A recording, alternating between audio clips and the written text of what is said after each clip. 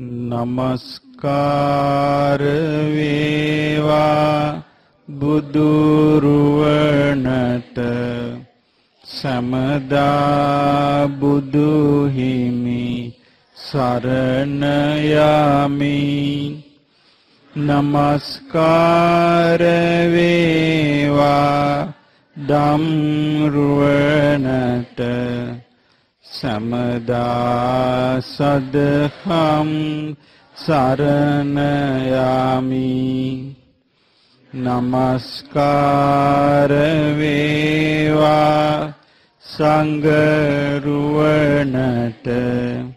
සමදා මහා සංඝ සරණ යමි.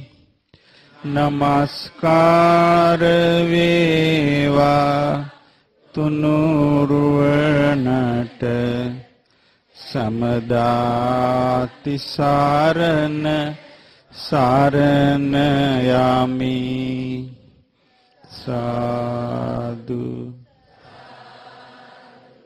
සාදු. ගරුතර මහා සංඝරත්නයන් අවසරයි. පින්වත් මෑණියන් වහන්සේ, සදහවත් පින්වත්නි, අපි අදත් මේ මාසික දහම් වැඩසටහන පවත්වන්නේ. පින්වත්නි, අපි මේ ජීවිතේ අපිට ලැබිච්ච පොඩි කාලේ ඉඳලා ඉස්කෝලේ යද්දිත් ඒ වගේම පාසල් ගියාමත් අපි කියනවා බුද්ධං සරණං ගච්ඡාමි, ධම්මං සරණං ගච්ඡාමි, සංඝං සරණං ගච්ඡාමි කියලා.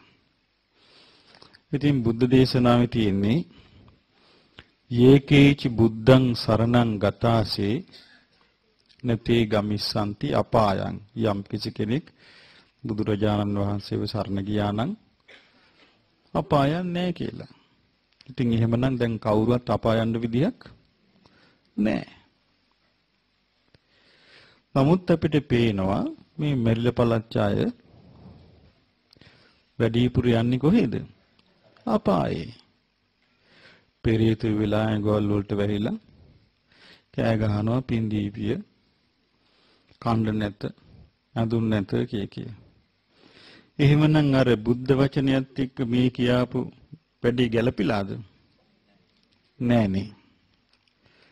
මේ දේශනාවේ තියෙන යම් කිසි කෙනෙක් බුදුරජාණන් වහන්සේ සරණ ගියා නම්, ධර්මයේ සරණ ගියා නම්, ශ්‍රාවක සංඝයා සරණ ගියා නම් අපාගත වෙන්නේ නෑ කියලයි. ඉතින් අපාගත වෙලා නොවේ. ඉතින් මොකක්ද උනේ? අපි ඉස්කෝලේ යනකොට මේ පොඩි ළමයි තමයි සිල් දෙන්නේ. ඒතකොට අපිත් බුද්ධං සරණං ගච්ඡාමි කියනවා. එතකොට අනිත් තැන් වලත් අපි කරනවා. නමුත් අපේ විශ්වාස, අපේ ඇදහිලි ඊට හාත්පසින් වෙනස්. අපි සරණ ගියේ බුදුරජාණන් වහන්සේ කවුද කියලා දන්නේ නැති. ඒ සරණ ගියපු ධර්මය මොකක්ද කියලා දන්නේ නැති. ඒ සරණ ගියපු ශ්‍රාවක සංඝයා මොන වගේ පිරිසක්ද කියලා දන්නේ නැති. එතකොට අපි නිකන් කටින් බුද්ධං සරණං ගච්ඡාමි කියලා කිව්වට මේ බුද්ධං සරණං ගච්ඡාමි කියන එක උච්චාරණයෙන් පිළිහිටන එකක් නෙමෙයි. සරණ කියන එක උච්චාරණය කළ පමණින් පිළිහිටන එකක් නෙමෙයි. ඒකට සම්බන්ධ වෙන්න ඕනේ තමන්ගේ හදවත, තමන්ගේ හිත. ඉතින් එහෙම සම්බන්ධ වුණේ නැති වුණාම බුද්ධං සරණං ගච්ඡාමි කියලා මොනතරම් කිව්වත් සරණ නැහැ. ඒ කොහොමද සරණ නැහැ කියලා හොයාගන්නේ? ප්‍රශ්නයක් වෙන්න ඕනේ. අරකට ඵලයන් කියව ගමන් දුවනවා ඒකට. මේකත් කළා බලහන්. කොහොම ඒකත් කරනවා. අරකත් බලපන්. ඒකත් බලනවා. මේ දවස්වල ගිරහයන්ට මක් වෙලාද දන්නේ නැහැ. ගිරහය ටික බලපන්. ඒකත් බලනවා. එතකොට මේ කොම මතේ මෙයාට තිසරණේ කැලියක් තියනවද? නෑ. මරුණට පස්සේ දුගති. ඒ කේන්ති ගියාම කියනවනේ. අපි කියනවා සමහරව කියනවා ඔහොම කියන්න එපා. ඔහොම හිතන්න එපා. පෞරස් වෙයි. මොන පවුද? කියලා සැරකොන්නෝ. ඊට පස්සේ කියනවා අපාගත. මන් යන්නේ. කියනවාද නැද්ද උවා? කියනවා තිසරණේ නෑ. මේ නිසා කාලය තිස්සේම අපි බුද්ධං සරණං ගච්ඡාමි කීකේ ඉඳලා ඒක දැන් මොකදෝ වෙලා. ඒ කියන්නේ සරණ වදින්නේ නැහැ හිතට. ඒ නිසා දැන් අපිට තියෙන්නේ මේ සරණ පිහිටන්න එකක් පාවිච්චි කිරීමටයි. බුද්ධිය. බුද්ධිය පාවිච්චි කිරීමේදී අපි නිදහස් පුද්ගලයෝ හැටියට තමයි බුද්ධිය පාවිච්චි කරන්නේ. කොහොමද? හරි. මම සරණ ගිය බුදුරජාණන් වහන්සේ කවුද? උන්වහන්සේ සරණ යන්න සුදුසු කෙනෙක්ද? ඒ සරණ පිහිටනවාද කියලා බුද්ධිමත්ව විමසීම. එතකොට බුද්ධිමත්ව විමසන්න නම් අපිට බුදුරජාණන් වහන්සේ ගැන දැනගන්න ක්‍රමයක් තියෙන්න ඕනේ. ඒ ක්‍රමේ නැත්තම් අපිට දැනගන්න විදියක් නැහැ. පුද්ගලයා ගැන දැනගන්න නම් ඒ පුද්ගලයා කියපු දේවල්, කරපු දේවල් බලන්න ඕනේ. ඒක තමයි පුද්ගලයා හොඳ කෙනෙක්ද, නරක කෙනෙක්ද, කළා තියෙන බොරුවක්ද, හැබෑවක්ද, කාලයාගේ ඇවෑමෙන් ඔප්පු වෙනවාද නැද්ද? ඕනෙම පුද්ගලයෙක් ගැන. කාලයාගේ ඇවෑමෙන් මේ ලෝකේ සලපිලි වසාගෙන කාටවත් ඉන්න බෑ හැමදේම. ඔප්පු වෙනවා. එතකොට ඕනෙම පුද්ගලයෙක් සම්බන්ධයෙන් කාලයාගේ ඇවෑමෙන් ඔප්පු වෙනවා. එතකොට බුදුරජාණන් වහන්සේ ගැනත් දැන් මේ අවුරුදු කී දහක් ගිහිල්ලාද? අවුරුදු 2500කුත් ඉක්මවා ගිහිල්ලා. එතකොට උන්වහන්සේ ගැනත් අපිට පැහැදිලි සාක්ෂි තියෙනවා. උන්වහන්සේ කවුද? කොහොම කෙනෙක්ද කියලා. ඒ සාක්ෂි තියෙන්නේ උන්වහන්සේගේ දේශනාවලයි. එතකොට බුදුරජාණන් වහන්සේගේ දේශනා ආශ්‍රයෙන් තමයි අපිට දැනගන්න ලැබෙන්නේ උන්වහන්සේ කවුද කියලා. එතකොට උන්වහන්සේ ප්‍රකාශ කරපු දෙයට තමයි අපි ධර්මය කියලා කියන්නේ. ධර්මය කියලා කියන්නේ උන්වහන්සේ වදාළ දෙයට. උන්වහන්සේ පැවසූ දෙයට. එතකොට මේ ධර්මයක් විස්තර වෙන්නේ මේ ත්‍රිපිටක පොත් තුලයි. ඊළඟට උන්වහන්සේගේ ශ්‍රාවක පිරිස කවුද? මොන වගේද ශ්‍රාවක පිරිස? කියලා ශ්‍රාවක පිරිස ගැන විස්තර වෙන්නේ මේ බුද්ධ දේශනාවලමයි.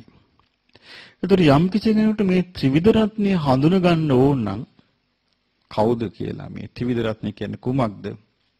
බුද්ධ රත්නය නැත්නම් බුදුරජාණන් වහන්සේ කියන්නේ කවුද? ධර්මය කියන්නේ කුමක්ද? ශ්‍රාවක සංඝ පිරිස කියන්නේ කවුද කියලා දැනගන්න ඕන නම් හරි පහසුවෙන් අපිට මේ කාලේ දැනගන්න පුළුවන් බුද්ධ දේශනාවලින්. වෙන ක්‍රමයක් මේකේ නැහැ. වෙන දැනගන්න විදියක් නැහැ.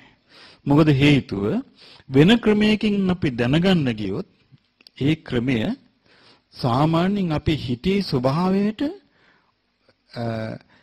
ගලප ගන්න අමාරුයි. අපි මෙහෙම කියමු. අපේ හිතේ පිහිටපු දෙයක් තියෙනවා.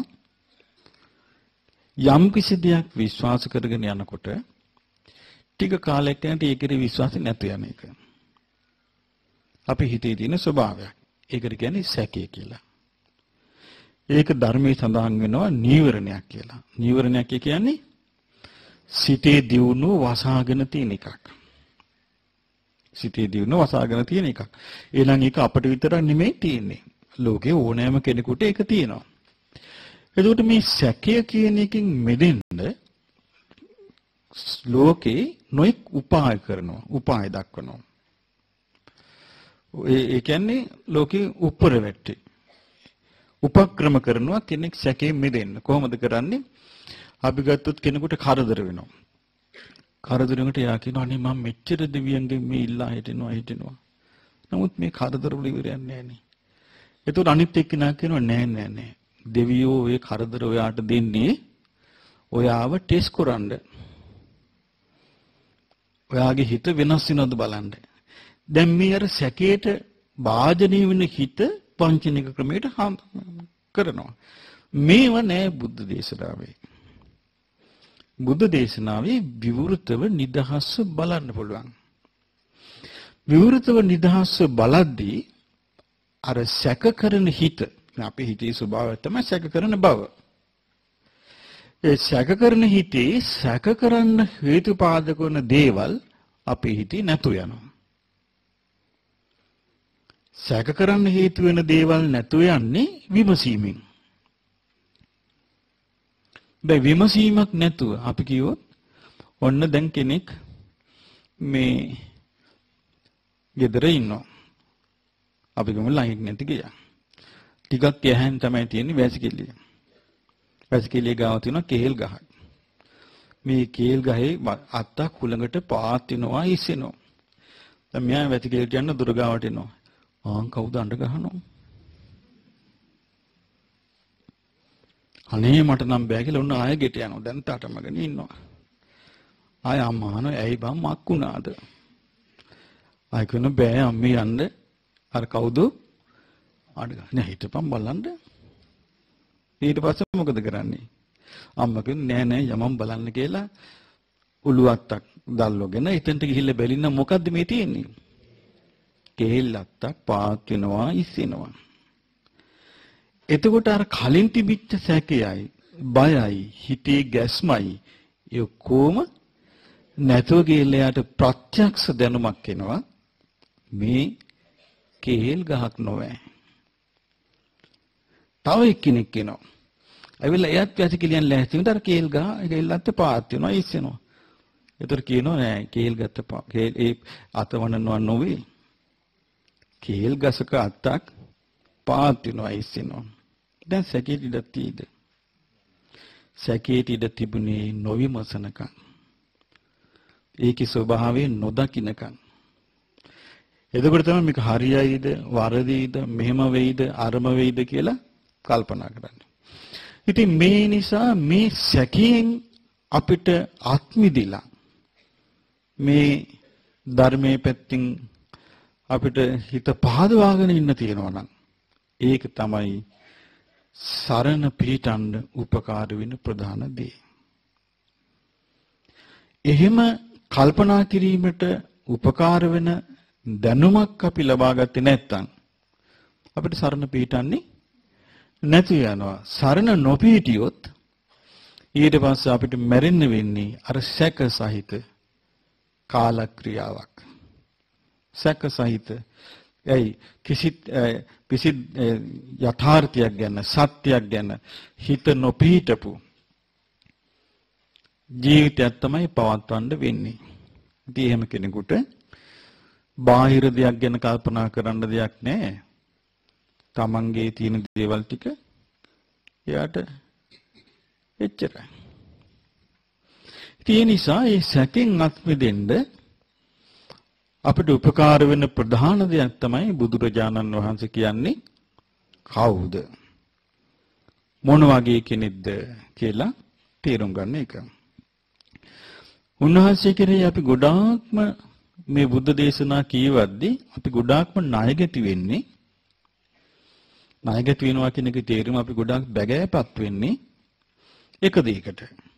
ඒ තමයි මේ දේශනා හොඳට කල්පනා කරලා බලුවොත් පේනවා සංගවලා නැහැ. උන්වහන්සේ කිසි දෙයක් සංගවලා නැහැ. උන්වහන්සේ සංගවලා නැහැ කිව්වේ මෙහෙමයි. දැන් අපි ගමු දැන් කාලේ නම් දැන් තියෙනවා පුරාවිද්‍යාව කියලා විෂයක්. ඒකෙන් ඕනම පරණ දෙයක් තිබ්බොත් ඒවට කැණීම් කළා ඒක බලලා ඒවා මේවා මෙහෙම පරණයි කියලා විස්තර කරනවා. දැන් බුදුරජාණන් වහන්සේ පහළ වෙච්ච කල් එහෙම විෂයක් අතීතය ගැන තිබුණේ නැහැ. කිසි දෙයක් දන්නේ නැහැ. අතීතය ගැන කවුරුත් දැනගෙන හිටියේ අර වේද පොත්වල තියෙන කතන්දර ටික විතරයි. එහෙම ලෝකයක් තුල බුදුරජාන් වහන්සේට උවමනා නම් සක්විති රජවරු ගැන නොකිය ඉඳ තිබ්බද නැද්ද? මේ මිනිසුන්ට ඕනේ නැහැ මේ සක්විති ගැන කියලා නොකිය ඉඳ තිබ්බ නේද? එතකොට පසේ බුදුරු ගැන නොකිය ඉඳ තිබ්බ නේද? තිබ්බා. අතීතයේ බුදුරජාණන් වහන්සේලා හිටියා කියලා. ඒ තමන් විතරක් නම් ස්පෙෂල්. අතීතයේ බුදුවරු හිටියා කියලා නොකිය ඉඳ තිබ්බ නේද? අනාගතයේ බුදු කෙනෙක් පහළ වෙනවා කියලා නොකිය ඉඳ තිබ්බ නේද? මමයි එක්කෙනා කියලා කියන්න තිබ්බනේ. ඒ කවුද දන්නේ මිනිස්සු? කවුරුවත් දන්නේ නැහනේ.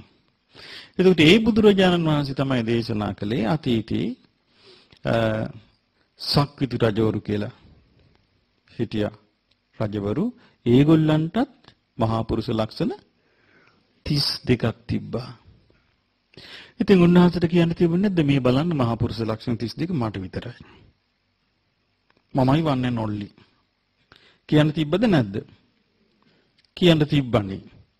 එහෙම මොකද තියනවද? නෑ. එතකොට බලන්න උන්වහන්සේ එහෙනම් හැමතිස්සෙම පෙන්වන්න මහන්සි ගත්තේ මොකද්ද? ඇත්තක්. ඇත්තක් පෙන්වන්න මහන්සි ගත්තේ.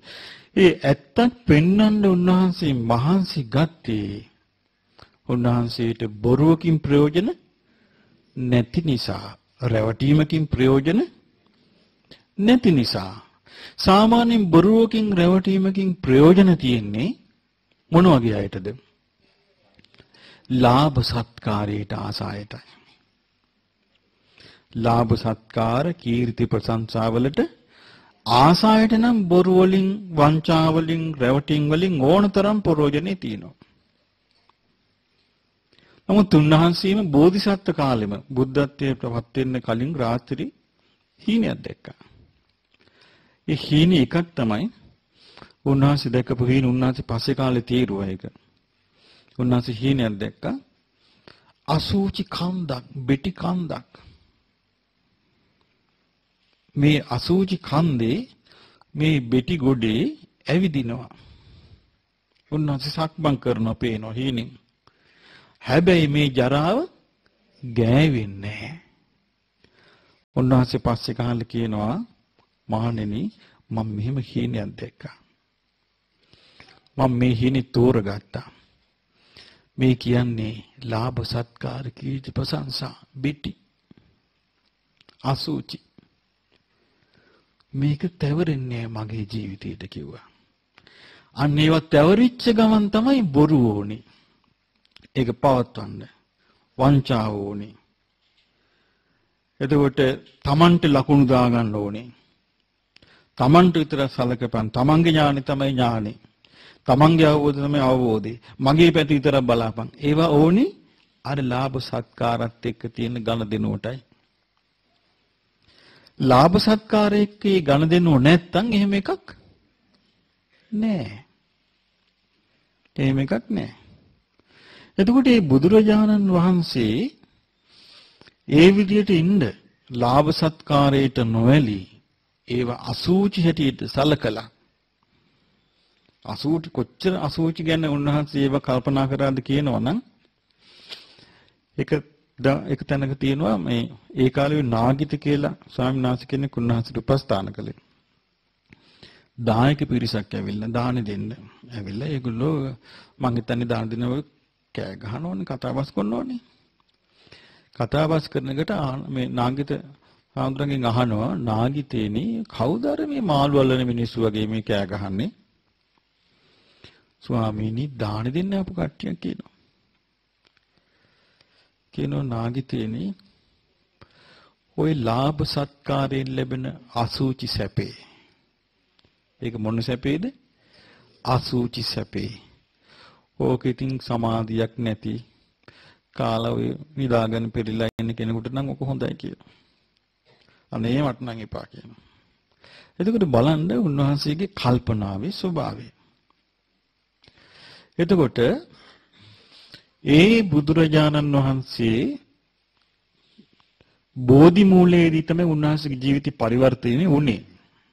උන්වහන්සේගේ පරිවර්තනය වුණේ ඔව් ගයාවේ නීරංජරා ගඟ අසබඩ බෝසෙවණේදී තමයි උන්වහන්සේගේ ජීවිතේ පරිවර්තනය වුණේ. කොහොම පරිවර්තනය වුණාද කියන්නේ සම්මා සම්බුදු කෙනෙක් බවටම පත් වුණා. ගුරු උපදේශ නැතුව සම්බුදු කෙනෙක් බවට පත් වුණා. ඉතින් මේ පත් වුණාට පස්සේ උන්වහන්සේට පිහිටියා ඥාන බල 10ක්. ඥාන බල කීයක්ද? 10ක්. ඒකට කියන්නේ දස බල. තථාගත ඥාන. තථාගත දස බල. ඒ දස බල වලින් 6ක් මං ගිය වතාවේ කියලා දුන්නා. මං ඒව කෙටියෙන් ආපහු කියා දෙනවා අදත්. මොකද අලුත් අය ඉන්න නිසා. දැන් බුදුරජාණන් වහන්සේට තියෙනවා බය නැතිකමක්. සාමාන්‍යයෙන් අපිට නම් බයක් ඇති වුණාම මොකද්ද වෙන්නේ? අපිට නම් බයක් ඇති වුණා අපි බුදුරජාණන් වහන්සේ සිහි කරනවා. ඊළඟට උන්වහන්සේ දේශනා කළා බයක් ඇති වුණාට පස්සේ එක්ක ධර්මයේ සිහි කරන්න කිව්වා. එහෙම නැත්නම් බයක් ඇති වුණාම සංඝයා සිහි කරන්න කිව්වා. බුදුරජාණන් වහන්සේට බයක් ඇති වෙන්නේ නැහැ. ඒකට කියනවා ආසබන්ඨානං පටිජානාති. නිර්භය තැනක ඉන්නවා කියලා ප්‍රතිඥා දෙනවා. උන්වහන්සේට බයක් ඇති ගැනීමක් මුකුත් හටගන්නේ නැහැ. දැන් බයක් ඇති ගැනීමක් හටගන්නේ නැත්තේ ඒ ගැන තියෙන අවබෝධය නිසා. අපි ගමු සාමාන්‍ය උදාහරණයක්. වාහනයක් කැඩෙනවා. ගෑරේජ් බාස් කෙනෙක් ගාවට වාහනේ ගෙනියනවා. ගෑරේජ් බාසුන් නැහැ. සම්පූර්ණයෙන්ම දන්නවනම් මේ වාහනේ කෑලි ගැන. ඒ පාර්ට්ස් තියෙන තැන් වැඩ කරන හැටි. ඒ වාහනේ ගෙනලා අපි කිව්වොත් බාසුන් නැහැ මේ වාහනේ මේ ප්‍රශ්නයක් තියෙන කියලා. එතකොට බාසුන්ට බයක් ඇති ගැනීමක් හට ගන්නවද? නෑ. ඒ මොකද හේතුව? ඒ වාහනේ ගැන තියෙන කෑලි විස්තරය ඔක්කොම දන්න නිසා මේකේ මේ ප්‍රශ්නේ වෙලා තියෙන්නේ මෙතන මේ ප්‍රශ්නේ වෙලා තියෙන්නේ කියලා. ආයි පොත් පෙළ පොඩ්ඩක් ඉන්න කියලා පොත පෙළන්න ඕනේද? නෑ.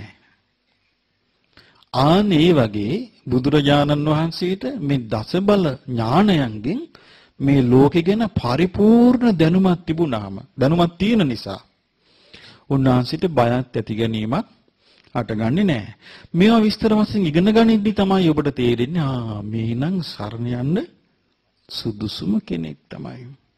අනිත් ශාස්ත්‍රවරුත් එකක් ගලපලා බලන්න ඕන නම් ලෝකේ. කවුරුවත් නැහැ ලං වෙන්නවත් එක්කෙනෙක්වත්.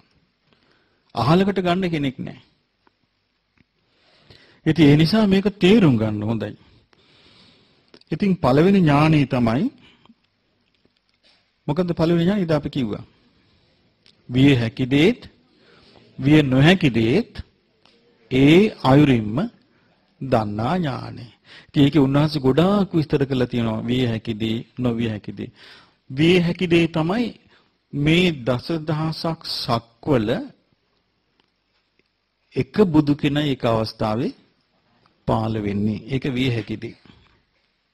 බුදුරු දෙන්නේ පහළ වෙන්නේ නැහැ. එහෙනම් බුදුරු දෙන්නේ පහළ වෙනවා කියන එක විය නොහැකි දෙයක්.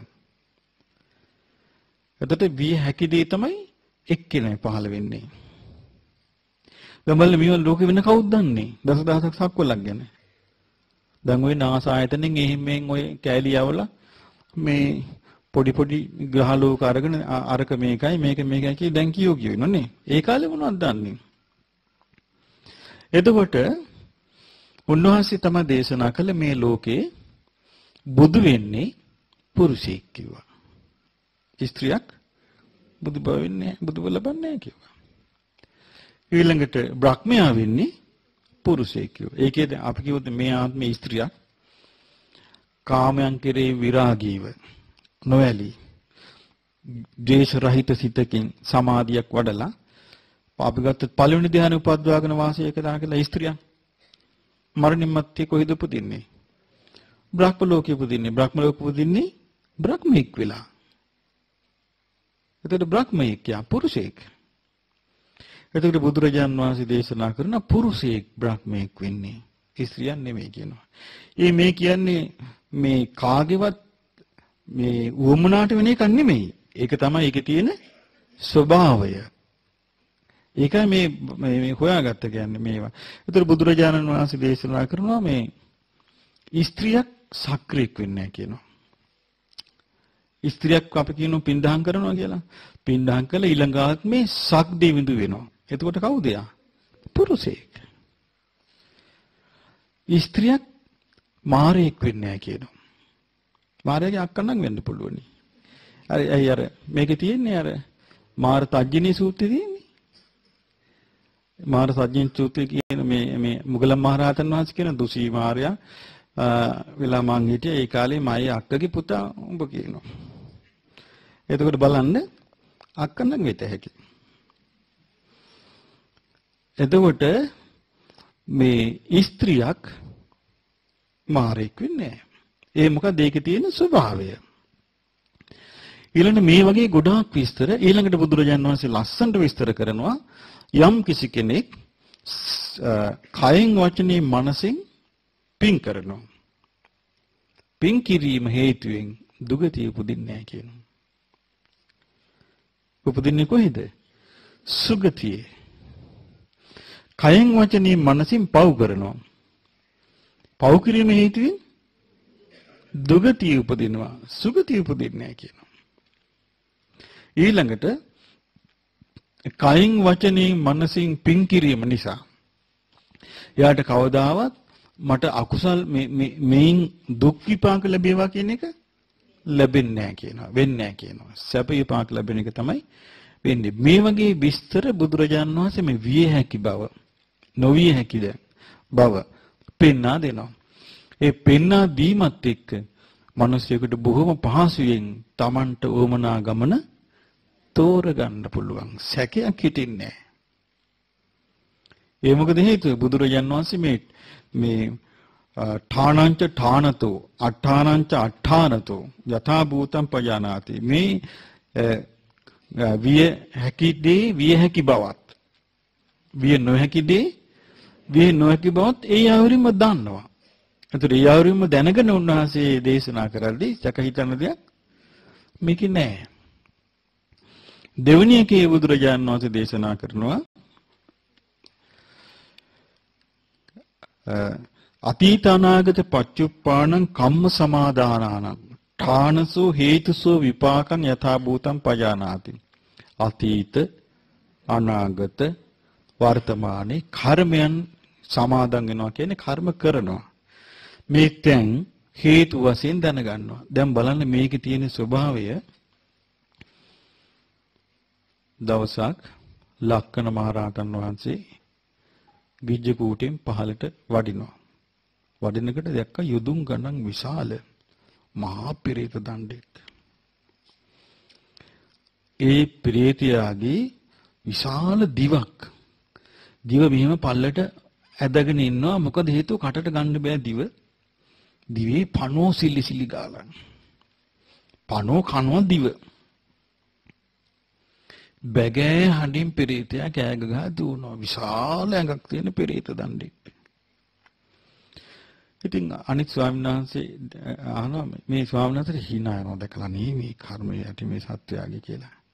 බුදුරජාණන් වහන්සේ ගාවට ගිහින් මේ කාරණේ සැලකනවා. බුදුරජාණන් වහන්සේ වදාර ඔන්න බලන කතීත මේ ඥානෙ වැඩ කරන හැටි. උන්වහන්සේ දේශනා කරනවා මේ මහණෙනි ඔය භික්ෂුවක් කියනවා. ඔය තමන් වපුරගත්තු තේ කියනවා. ඉතින් භික්ෂුන් වහන්සේලා කැමති වෙනවා මේ මොකද්ද මේ භික්ෂුවකට වෙච්ච විපැත්තිය. මේක අහගන්න. කාශ්‍යප බුද්ධ කාලේ කෙනෙක් ඔය කියනවා. දැන් බලන්න කොච්චර අතීතයකට මොහොතකින් යනවද? පුදුම විදියට ඒක බලන්න පුළුවන් උන්වහන්සේට. කාශ්‍යප බුද්ධ කාලේ කෙනෙක් ඔය.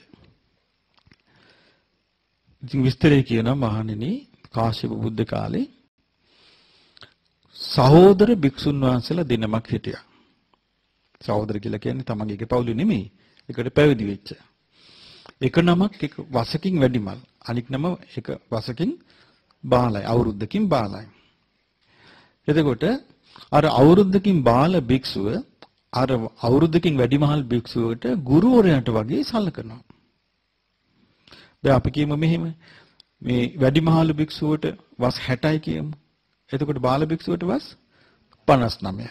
59 කියලා ඒ බාල කියලා අර අවුරුද්දින් වැඩිමල් භික්ෂුවට ගුරුවරට වගේ ආදරෙන් සලකනවා.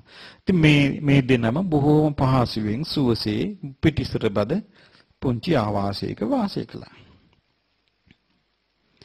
එතකොට මේ ආවාසෙට ධර්ම කතික භික්ෂුවක් වැඩියා. බණ කියන්න පුළුවන් හැඩට.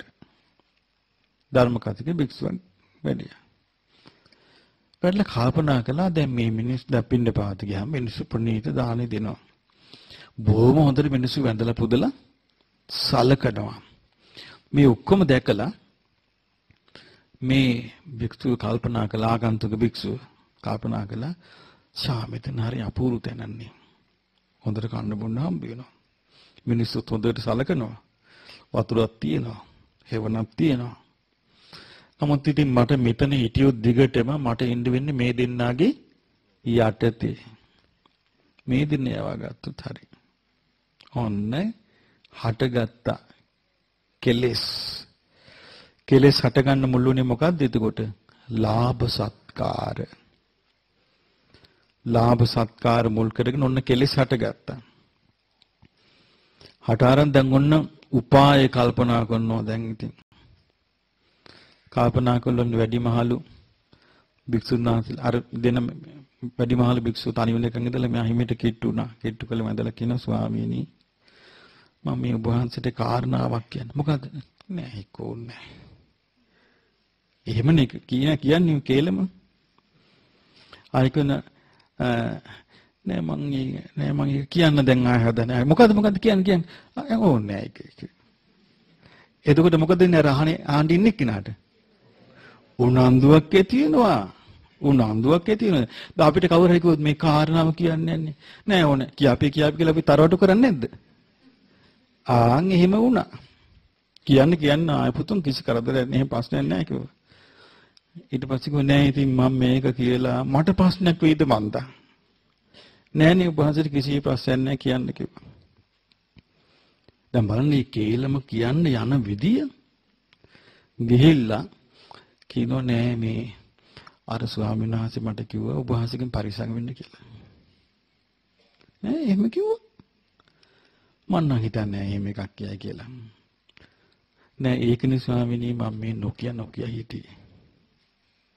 මට කීප විඩක් කිව්වා ඔබ වහන්සේගෙන් පරිස්සම් වෙන්න කියලා. ඊට පස්සේ අර ඒ ලොකු සාමණේරයන් උන්න නිශ්ශබ්ද වුණා. ඒ කියන්නේ හිතට සැකේ ගියා.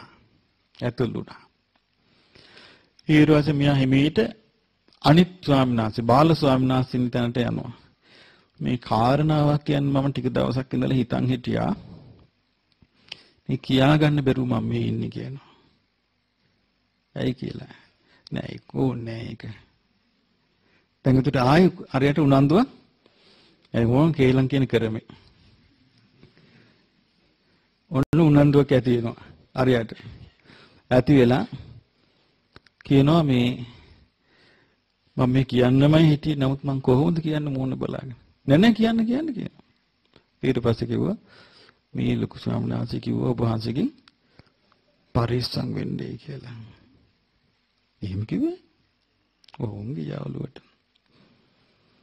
ඔන්න පහවදා පින්දපාති වැඩලා එනකොට වෙනද වගේ වත් කරන්න අර බාල ස්වාමීන් වහන්සේ කල්පනා කළා මං අද මුන්නහන්සේගේ පාත්‍රයේ පිළිගුණ බාල ස්වාමීන් වහන්සේ වෙලසෙනින් පින්දපාතේ වැඩලා උන දානශාලාවට වැඩියා. දැන් උන ටිකක් වෙලා යනකොට අන්න බාහිසක ස්වාමීන් වහන්සේ වඩිනවා. දැන් අර බාල ස්වාමීන් වහන්සේ කල්පනා කළා දැන් මම මොකද කරන්නේ?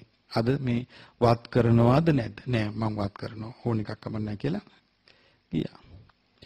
ගිහිල්ලා ස්වාමිනී පාත්‍රෙ දෙන්න පාත්‍රේ මම දැන් දන්නවා තමුසේගේ හැටි කියලා කිව්වා.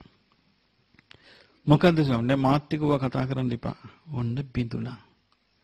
ඊට පස්සේ පොඩි බාල ස්වාමීන් කිව්වා දැන් මට මේ ඔබ වහන්සේ මෙහෙම සැක කරනවා නම් මට මෙහි ඉන්න බෑ. මම යනවා මෙහෙන් යන්න කියලා පාත්‍රය ගත්තා. ගියා. උතුරු පැත්තෙන් ගියා.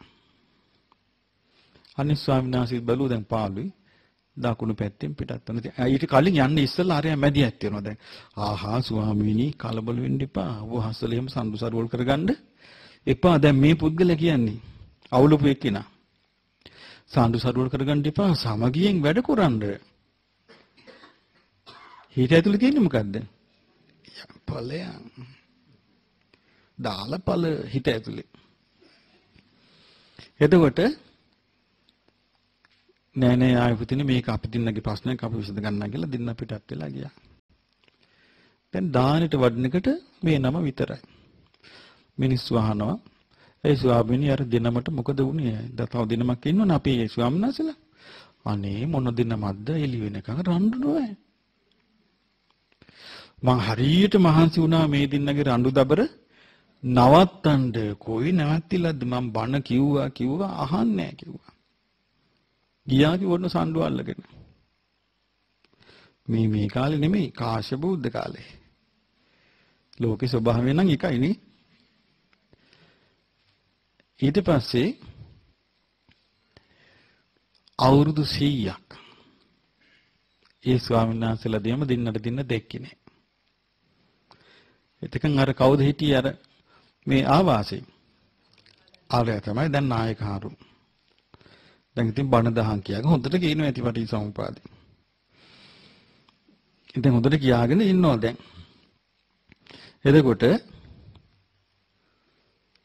අර දිනම එක දවසක් ආවාසයකට අර වැඩිහිටි ස්වාමීන් වහන්සේ ගිහිල්ලා වැඩ ඉන්නවා. අහම්බෙන් අර ස්වාමීන් වහන්සේත් වැඩියා. අවුරුදු කීයකට පස්සේද? 100කට පස්සේ. වැඩියාම අර වැඩිහිටි ස්වාමීන් වහන්සේ අර ස්වාමීන් වහන්සේ බාල ස්වාමීන් වහන්සේ දැකලා දුක හිතුණා. ඇඬුණා. ඇඬිලා අහක බලාගත්තා. උතර බාල ස්වාමීන් වහන්සේ කල්පනා කළා මොනවා වුණත් මට වැඩිමල්නේ. මම උපස්ථාන කරන්නේ මං කෝකටත් ගිහිල්ලා වන්දනා කරනවා කියලා ගිහිල්ලා වැන්දා. වැන්දාම ඇහුවා ඈ පුතු.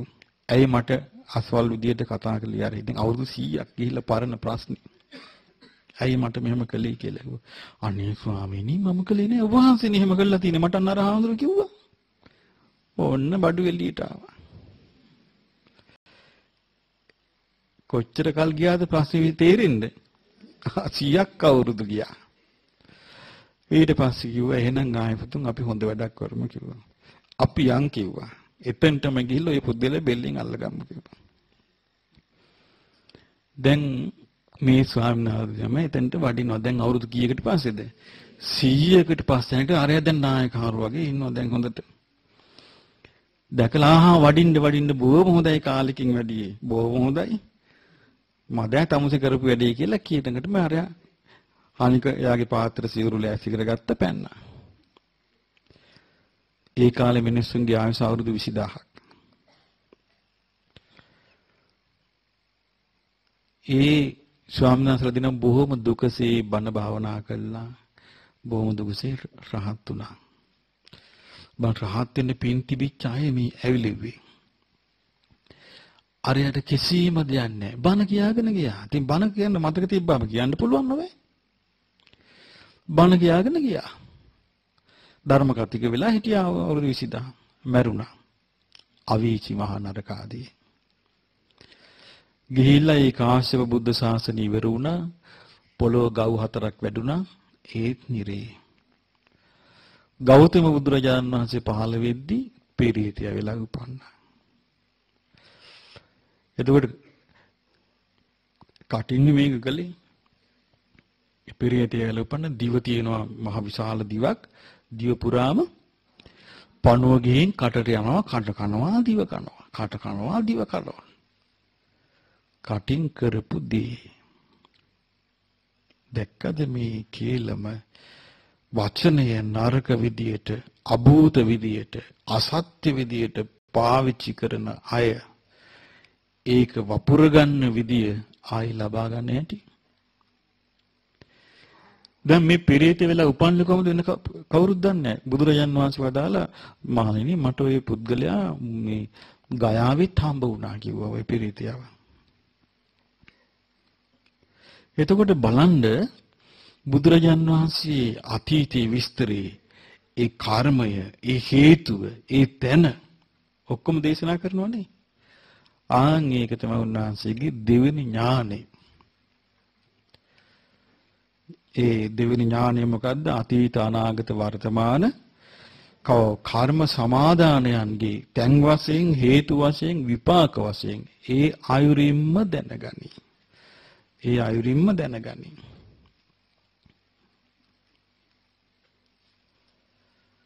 ඉතින් ඒ නිසා මේ බුදුරජාණන් වහන්සේට මේ පේනවා පුද්ගලයන් දැක්කහම මේ පුද්ගලයා මේ පින කරලා ආපු අය.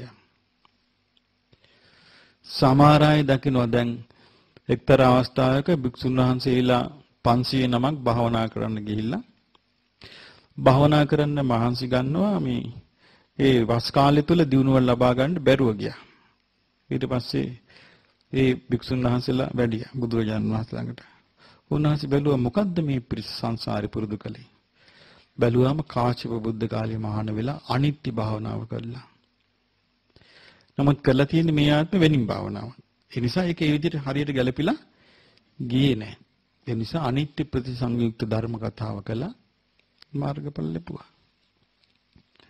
ඉතින් මේක තමයි ඥානෙ. ඉතින් මේ බඳු ඥානයක් තියෙන කෙනෙකුට බයක් හට ගන්න කාරණයක් තියෙන්නේ නෑ. ඇයි මේක සම්පූර්ණ විස්තරේ නිර්වුල්ව, නිවැරදිව, තැන් වශයෙන්, හේතු වශයෙන්, විපාක වශයෙන් දන්නවා.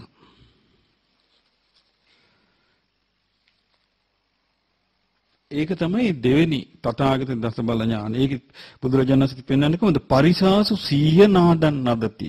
පිරිස්මෙද සිහිනද පතුරයි. සිහිනද පතුරයි කියන්නේ ඒ පිරිස්මෙද්දී කරන කතාවට අභියෝග කරන්න පුළුවන් කෙනෙක් කවුරුවත් නැහැ. බ්‍රහ්මචක්කම් පවත්‍යති. බ්‍රහ්මචක්කය කියලා කියන්නේ චතුරාර්ය සත්‍යයට. චතුරාර්ය සත්‍ය ප්‍රවර්තනය කරනවා කියන ධර්ම චක්‍රය. ඊළඟ එක තමයි තථාගතෝ මේ තුන්වෙනි ඥානෙ. තථාගතෝ සබ්බත්ථගාමිනී පටිපදං යථා භූතං පජානාති. තථාගතයන් වහන්සේ සබ්බත් කියන්නේ හැම තැනටම යන ප්‍රතිපදාව දන්නවා. හැම තැනටම යන ප්‍රතිපදාව. හැම තැනටම කිය උන්වහන්සේ දන්නවා නිරේට යන්නේ මේ විදිහේ දේවල් කිරීමෙන්. තිරිසන් අපායට යන්නේ මේ විදිහේ දේවල් කිරීමෙන්. പ്രേත ලෝකයට යන්නේ මේ විදිහේ දේවල් කිරීමෙන්. ඊළඟට අසුරය වෙන්නේ මේ විදිහේ දේවල් කිරීමෙන්. දෙවියන් අතරට යන්නේ මේ විදිහේ දේවල් කිරීමෙන්. මනුස්ස ලෝකයට එන්නේ මේ විදිහේ දේවල් කිරීමෙන්. බ්‍රහ්ම ලෝකයට යන්නේ මේ විදිහේ දේවල් කිරීමෙන්. නිවන් අවබෝධ කරන්නේ මේ දේ කිරීමෙන් කියලා උන්වහන්සේ සියලු තැන්වලට යන්න තියෙන වැඩපිළිවෙල උන්වහන්සේ විදිහටම දන්නවා. දැන් අද ඒ නිසානේ අපි දන්නේ. දැන් අද අපි ඒ නිසා දන්නවා. මේ ධර්ම නිසා දන්නවා බ්‍රහ්ම ලෝක යන්න නම් සමාධියක් නොපිරිහි තියෙන්න ඕනේ. ධානයක් නොපිරිහි තියෙන්න ඕනේ. දැන් වෙන ආගමක කෙනෙක් දන්නවද? නෑ. වෙන ආගමක කෙනෙක් දන්නේ කියාපන් දෙයියන්ට දෙයියෝ එක්කන් යයි. ඒකද කරමි. නෑ. ඒතර උන්වහන්සේ දේශනා කරන දෙවියන් අතරට යන්න මෙහෙම යන්න පුළුවන්. ඒක තැනක උන්වහන්සේ දේශනා කරනවා සමහර අය ඉන්න දුස්සීලාය දානි දෙනවා. දුස්සීලය දානි දෙනවනේ. නමුත් සීලේ නැති නිසා මනුස්ස ලෝකෙට යාව උස්සන්න බෑ. එයාගේ කර්මෙන් මේ මනුස්ස ලෝකෙට යන්නේ. දානි දීපු අය උපදිනවයි කියනවා ඇත්තු වෙලා. අස්පය වෙලා. සුනකය වෙලා. උපදිලා අර දීපු දේ නිසා සැපසේ ඉන්නවා කියනවා. ඒ සමහර සුනකය ඉන්නවා මිනිස්සුන්ට නැති සැප විඳිනවා. සලකනවා, පියරු දානවා, මෙට්ටේ තියාගන්නවා, වාඩි කොන්නවා, වඩාගෙන යනවා, සුනකයා වඩාගෙන යනවා, ළමයා කරත් යනවා. දැකලා තියෙනවනේ. ඒ පිටරට නෝන්ලා ළමයාව කරත්ති දාලා ළමයා තල්ලු කරගෙන යනවා, සුනකයා වඩාන් යනවා. පෙර ඥාති. ඒ සීලේ නෑ දානි දීලා. බුද්ධ වචනේ තියෙනවා මෙව්වා. එතකොට මේ වගේ සිද්ධි දකින්න ලැබෙනවා. එතකොට සමහරු ඒ වගේ බොහොම ආදරෙන් සලකනවා තිරිසන් අපාය සතුන්ට. ඒ දීපු අය. ඒකයි. ඒ සබ්බත් ගාමිනී පටිපදාව. ඒ සියලු තැන් වලට යන ප්‍රතිපදාව බුදුරජාණන් වහන්සේ දන්නවා. ඒ දන නිසා තමයි උන්වහන්සේ වදාළේ පව් කරන්න එපා කිව්වා. ඒ පව් කිරීම තුළ වචනයෙන් පව් කරන්න එපා කිව්වා. කටින් ක්‍රියාවෙන් පව් කරන්න එපා කිව්වා. දැන් අර කොහො කාලයකට කොච්චර කිව්වද? සාරුත් මුගලන් මේ රහතන් වහන්සේලා ගැන කිව්වා මේ කෝකාලිකය මේ සරියුත් මුගලන් රහතන් වහන්සේලා ගැන සරියුත් මුගලන් මේ දෙනම ගැන සිත පහදවා ගන්න කියද්දි කෝකාලිකයා කියනවා භාග්‍යවතුන් වහන්සේ කෙරෙහි නම් මට පහදින්නට පුළුවනි. හැබැයි අර දෙන්න ගැන කියන්න එපා. දැක්කනේ? දැන් මේවා කියන්නේ මොකෙන්ද? අතින් පයින්ද කටින්ද? කටින් කියන්නේ මලාට පස්සේ අර ගාථා පන්තියක් වදාරනවා. ඒකේ තියෙනවා අසත්පුරුෂයා. ඒකේ ලස්සන වචනයක් තියෙන මුඛ දුග්ග. මුඛ දුග්ග කියන්නේ දුර්ගය. දුර්ගය කියන්නේ ලං වෙන්න බැරි ඈත තියෙන දෙයට. මුඛ දුග්ග කියන්නේ කටින් කරන වචන නිසා යාට ලං වෙන්න බෑ. ඈත ඉන්නේ. එතකොට මේ බඳු එක්කිනා ඒ කටින් කරන පව නිසා පදුම කියන නිරේ උපදිනවා. ඒ නිරේට යන්න ඒ නිරේ උපන්නට පස්සේ ආශිතෝගේ විස්තර කරනවා. භික්ෂුන් වහන්සේලා අහනවා භාග්‍යවතුන් වහන්සේ මේක කොච්චර දුරයිද කියලා මේ ආයුෂ කොච්චර දීර්ඝද කියලා මේ ගණන් කරලා කියන්න පුළුවන්ද කියලා. ගණන් කරලා කියන්න බෑ කියනවා වර්ෂ වලින්. උපමා වලින් කියන්න පුළුවන් කියලා උපමා කියනවා. ඒ පොතේ තියෙන විස්තරي. එතකොට මේ කොසල් රටේ අර තල සොලොස්කිරියක ඔය තල ගැලක තියෙන තල ඇටේ එක අයින් කරාම ඒක ගෙවෙන්නේ යම් කොච්චර කාලයක් යනද අවුරුද්දට එක ඇටේ ගන්න. ඒ වගේ කාල වලින් 20 ගුණයකින් මේ අපාය ආයුෂ දිගයි ඒ අපාය 20 ගුණයකින් මේ අපාය ආයුෂ දිගයි කියලා ආයුෂ ගොඩාක් අපාය විස්තර කරනවා. විස්තර කළා කියන්නේ මේක ලෝකෙ වෙන කිසි කෙනෙකුට හිතන්නවත් බෑ. කොහෙද තියෙන්නේ කියලා කවුද දන්නේ? වෙන අය. හිතාගන්න බෑ. එතකොට මේ යන්න තැන් ගැන දන්නවා බුදුරජාණන් වහන්සේ. ඒකයි මම කිව්වේ අපි මේ සරණ යනවා නිකම්ම දැන් ගොඩක් අය හිතන්නේ බුද්ධං සරණං ගච්ඡාමි කියලා කිව්වහම දැන් Tamanට සරණ තියෙනවා කියලා එහෙම පිළිටන්නේ. මේ Taman සරණ ගියේ කවුද කියලා Taman දැනගන්න ඕනේ. මේක පරම්පරාවෙන් කුසල් වැඩෙනවා නම් ඉතින් මද ඇති ඕන එක කරන්න පුළුවන් නේ. පරම්පරාවෙන් කුසල් වැඩෙනවද? පරම්පරාවෙන් කුසල් වැඩෙන්නේ හැම එකක්ම පුද්ගලිකයි. කුසල් වැඩිම හෝ අකුසල් වැඩිම දෙකම පුද්ගලිකයි. එතකොට බුදුරජාණන් වහන්සේගේ ඒක කීවෙනි ඥානෙද? තුන්වෙනි ඥානය. හතරවෙනි ඥානය තමයි අනේක ධාතු නානා ධාතු ලෝකං යථා භූතං පජානාති. මේ නානා ධාතු ස්වභාවය අනේක ධාතු ස්වභාවය මේ ලෝකේ තියෙනවා. ඉතින් උන්වහන්සේ මේ ධාතු ස්වභාවයට මේ හැමදේම දාලා තියෙනවා. ඇස, කන, නාසය, දිව, ශරීරය, මනස, ඊළඟට රූප, ශබ්ද, ගන්ධ, රස, ස්පර්ශ, අරමුණු, ඊළඟට විඥානේ, වේදනා, සංඥා, චේතනා මේ ඔක්කොම උන්වහන්සේ දාලා තියෙන මොනවටද? ධාතු ස්වභාවයට. ධාතු ස්වභාවයක ලක්ෂණය මොකද්ද? හේතුන් නිසා හට ගන්නවා, හේතු නැති වෙනකොට නැති වෙනවා. ඒක තමයි ධාතු ස්වභාවයක තියෙන ලක්ෂණය. ඒතර ධාතු ස්වභාවයක් අපි මමයි කියලා ගත්තට එතන මම කියලා එකක් නැහැ. ධාතු ස්වභාවයක් මගේ කියලා ගත්තට මගේ කියලා එකක් නැහැ. ධාතු ස්වභාවයක් මගේ පැවැත්මේ මට ඕන හැටියට තියන්න ඕන කියලා හිතුවට එහෙම එකක් නැහැ. නමුත් අපිට එහෙම එකක් අපිට තේරෙන්නේ නැහැ ධාතු ස්වභාවයක් කියලා. ධාතු ස්වභාවය කියලා අපිට තේරෙන්නේ නැත්තේ මොකද? අපිට මේ ධාතු ස්වභාවයක් විදියටම වැටහෙන්න නුවණ දියුණු වෙලා නැහැ. යම් දවසක අපේ නුවණ දියුණු වෙලා ධාතු ස්වභාවයක් හැටියටම මේ ඇස, කන, නාසය මේ ඔක්කොම ආයතන වැටහුනොත් මොකද වෙන්නේ? අර මම කියලා හිතපු එක අපේ හිතෙන් නැතු වෙනවා. මේක මම කියලා එකක් නෑනේ. ආත්මයක් මේකේ නෑනේ. මේක හේතුඵලනේ තියෙන කියලා අපිට අවබෝධයක් එනවා. ඒ අවබෝධය ආපු දවසට අර අවබෝධය නැතුව තිබිච්ච මුලාව නැතුව යනවා. ඉතින් එතකොට බලන්න උන්වහන්සේ මේ ධාතු ස්වභාවය දැක්කා. මේක විතර නෙමෙයි ලෝකේ. මේ සෑම දෙයකම ධාතු ස්වභාවය උන්වහන්සේ අවබෝධ කළා.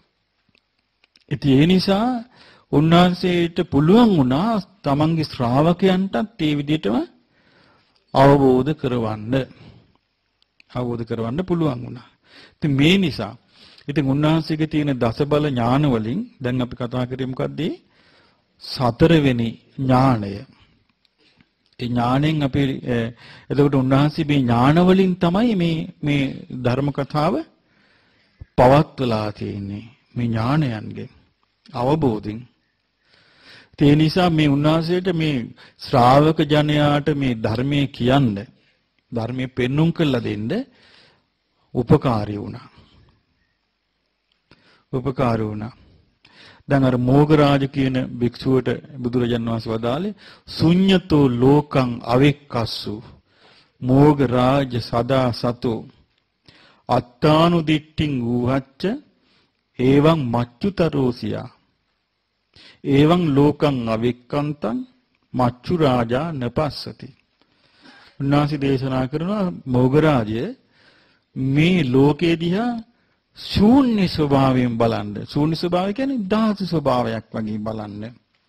ශූන්‍යයි කිව්වේ හිස් දෙයක් වගේ බලන්න. හිස් කිව්වේ මොකෙන්ද? මම මාගේ ආත්මය කියන එකෙන් හිස් දෙයකට. මම ඔබට ඒකට තවත් සරල දෙයක් කියන්න තේරුම් ගන්න. මේ ශාලාව. දැන් ශාලාවක් කිව්වහම ධර්මශාලාවක් කියවම සමහරට අපි කියමු අපිට හිතෙනවා කියලා මේසපුටු තියෙනවා කියලා.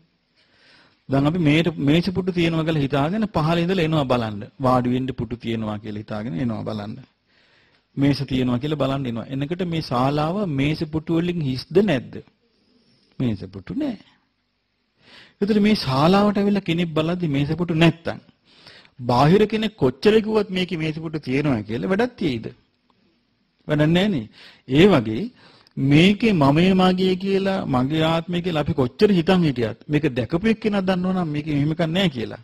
අපි කොච්චර කිව්වත් ඒකේ වටිනාකමක් නැහැ. ඒ වගේ මෝගරාජ මේ ලෝකේ බලන්න කිව්වා ඒ විදිහට. බලද්දි කොහොමද බලන්න කිව්වේ? ශුඤ්ඤත ලෝකං අවෙක්කස්සු මෝගරාජ සදා සතු හැමතිස්සෙම සිහියෙන් බලන්න කිව්වා. අත්තානු දිට්ඨින් ඌහච්ච. ඔව් ආත්මය කියන දෘෂ්ටි උදුරලා දාන්න කිව්වා. උදුරලා දාපු ගමන් එවං මච්චුතරෝ සියා මෙසේ ඔබ මරණයෙන් ඈතර වෙයි. මරණයෙන් ඈතර වෙන්න පුළුවන් ලෝකේ. එවං ලෝකං අවෙක්ඛන්තං මෙසේ ලෝව බලද්දී මච්චු රාජා නපසති මාරයාට ඔබ නොපෙනේ. දැන් අපි ගමු සාමාන්‍ය මාරයා කියලා කෙනෙක් ඉන්නවා බා ලෝකේ වෙන කවුරුත් දන්නවද? කිසි කෙනෙක් දන්නේ නැහැ. බුද්ධ දේශනාවේ මේවා නොතිබෙන්න මේ ලෝකේ කිසිම කෙනෙක් මෙහෙම දේවල් දන්නේ නැහැ. කිසිම දෙයක් දන්නේ නැහැ.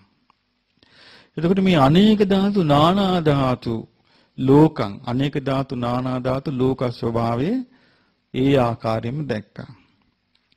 ඊළඟට බුදුරජාණන් වහන්සේ සත්තාන නානාදි මුත්තිකතං මේ සත්‍යංගේ නානාදි මුත්තික ස්වභාවය ඒ සත්‍යංගේ ඒ ආශාවන් ඒ හැඟීම් වැඩ කරන හැටි ඒ සත්‍යංගේ බුදුරජාණන් වහන්සේ දකින්නවා.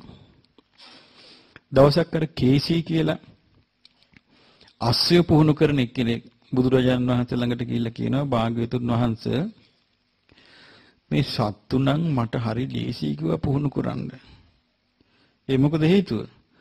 සත්තුන්ගේ අඩුපාඩු ඒ සත්තු ප්‍රකට කරනවා කිව්වා. මනුසතා එහෙම නොවේ කිව්වා. මනුසතා හොයන එක හොයන්නම බෑ කිව්වා. එතකොට බුදුරජාණන් වහන්සේ වදාළ කේසී හරියට හරි කතාව. සත්තු නම් සත්තුන්ගේ ස්වභාවය ප්‍රකට කරනවා. මනුසතා එහෙම නැtei කිව්වා. ප්‍රකට කරන්නේ නැහැ කිව්වා. ඊට පස්සේ කියන ස්වාමීනි නෑ අහන කේසී ඔබ කොහොමද මේ සත්තුන්ව පුහුණු කරන්නේ? ස්වාමීනි මම පුහුණු කරනවා මුදුමලොක් විදියට. මුදුමලොක් විදියට පුහුණු කරාම හොඳ වර්ගයේ සතා බාලේකා නෙවෙයි.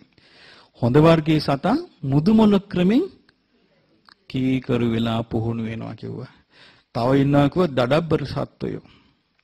ඒ සත්තුන්ව ඒ අස්පයන්ව පුහුණු කරන්නේ සැරපරුස විදියට කිව්වා. තව ඉන්නවා කිව්වා අස්පය జాතියක් පුහුණු කරන්නම බෑ කිව්වා. ඒ සතුන්ට මොකද කරන්න කියලා ඇහුවා. මරණවයි කිව්වා මං. මොකද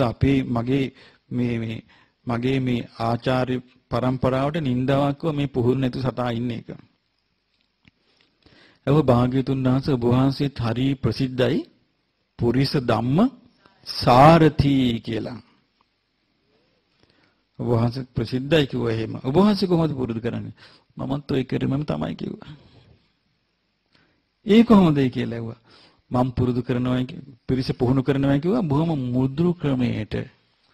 මොකද්ද මෘදු ක්‍රමේ? මෘදු ක්‍රමේ තමයි සීල ගැන කියනවා, සමාධිය ගැන කියනවා, ප්‍රඥාව ගැන කියනවා, දිව්‍ය ලෝක ගැන කියනවා, බ්‍රහ්ම ලෝක ගැන කියනවා. මෘදු ක්‍රමේ. තව සමහරුන්ට පුරුදු කරනවා කිව්වා. ඔව් සැර ක්‍රමයට, පරුස ක්‍රමයට. ඒ මොකද්ද? නිරේ ගැන කියනවා කිව්වා. പ്രേත ලෝක ගැන කියනවා කිව්වා. අපාය ගැන තියනවා කිව්වා. ඒ ක්‍රමයට කිව්වා සමහරු দমনය වෙන්නේ. එතකොට මේ දෙකෙන්ම බැරි দমনය කරන්න බැරි අය මොකද්ද කරන්න කියලා ඇහුවා. උන්දලා මරනවා කිව්වා මම. තථාගතයන් වහන්සේට සතුන් මරීම හොඳද කියලා ඇහුවා. කිව්වා නෑ කේසි මම කරන්නේ අවවාද නොකොට අතහරිනවා කිව්වා. අතහරිනවා කිව්ව පුද්ගලයාව. ඒක මේ ශාසනයේ මරුන් කෑවා වගේ වැඩක් කිව්වා. අවවාදනකට අතහරින. දැන් හිතන්න ඔබ මේ කාලේ මිනිස්සුන්ට ගැලපෙන්නේ මුදු කරමෙද? පරුස කරමෙද? මරණයකද? නොකිය ආතාරින එක නෙමෙයි. මේ කාලේ ගැලපෙන්නේ මුදු කරමෙත් නෙමෙයි. පරුස ක්‍රමේ. මෙන්න මෙහිමයි පෙරේතයෝ ඉන්නේ. එහෙමද? ඔන්න ඔළුවට ගියා. මෙහිමයි යමනොස්සියෝ ඉන්නේ. එහෙමද? දිව්‍ය ලෝකේ මෙහිමයි. දිව්‍ය ලෝකෙත් යන්න පුළුවන් ඈ. ඒ කියන්නේ ඔළුවට. මේ කාලේ මිනිස්සුන්ගේ ඔළුවට යන්නේ මොන විස්තරද?